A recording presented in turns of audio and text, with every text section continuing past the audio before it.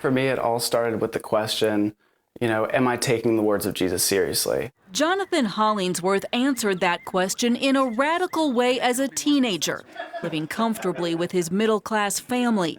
He began to work with the homeless, then gave away his possessions, and finally left college to pursue missions in Africa. I was trying to prove to God that I was really dedicated to him.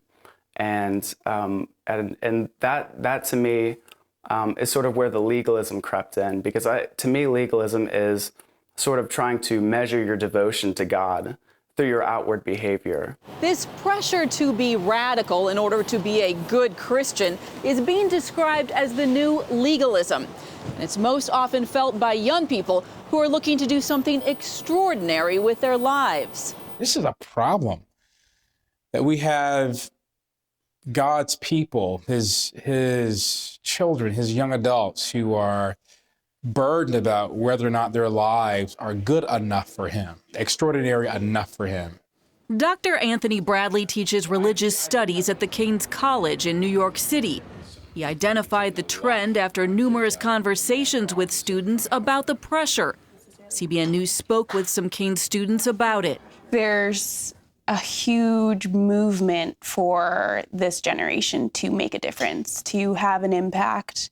And I think it's just naturally seeped into the Christian world because that's just the concept. You're hearing stories of people who are starting nonprofits when they're 16. I think my biggest fear is ending up at some, normal average job, doing ordinary stuff. Growing up, I was immersed in a culture, particularly evangelical culture, that said, you're going to do big things for God, Vincent. You're going to change the world. You have so much potential. And I got this from leaders from ministry camps in the summer, from my church. Bradley says Christian leaders have inadvertently encouraged the radical message by calling young people to make a difference and change the world. A growing disdain for American suburbs in favor of the inner city has also contributed, as has the missional church movement, which encourages people to be missionaries in their own communities. There's also this weird pressure, I think, internally, because of our culture, that I've got to be awesome. I have to be an amazing person. It's related to this generation's sort of sense of general narcissism, that unless my life is really, really awesome and cool and noteworthy, then my life means nothing. Jonathan Hollingsworth decided to write a book with his mom about how he burned out in Africa, trying to live radically. They say the response has been overwhelming.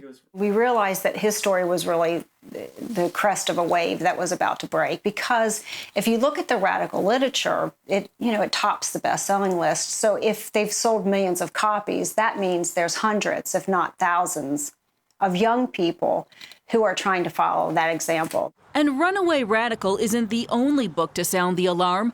It's joined by Ordinary and Radically Normal, written by Pastor Josh Kelly to address the problem he saw in the pews. So many Christians have this sense of, or they're always trying to please God. They feel guilty that they're not doing enough for God. Kelly hopes Christians will be motivated by joy, not guilt or shame. Bradley would like church leaders to give young people the freedom to pursue God's calling, whether or not it fits preconceived ideas.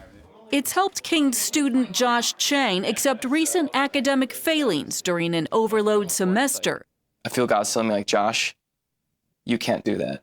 You have limitations, you're human.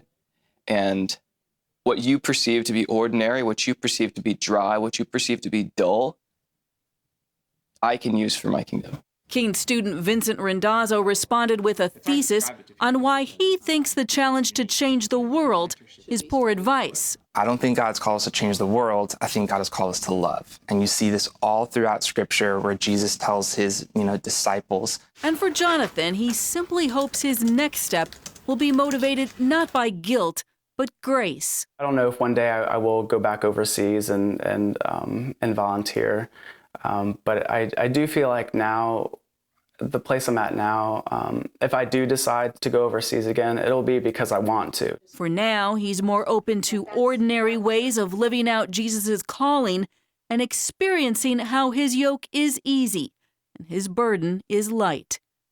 Heather Sells, CBN News.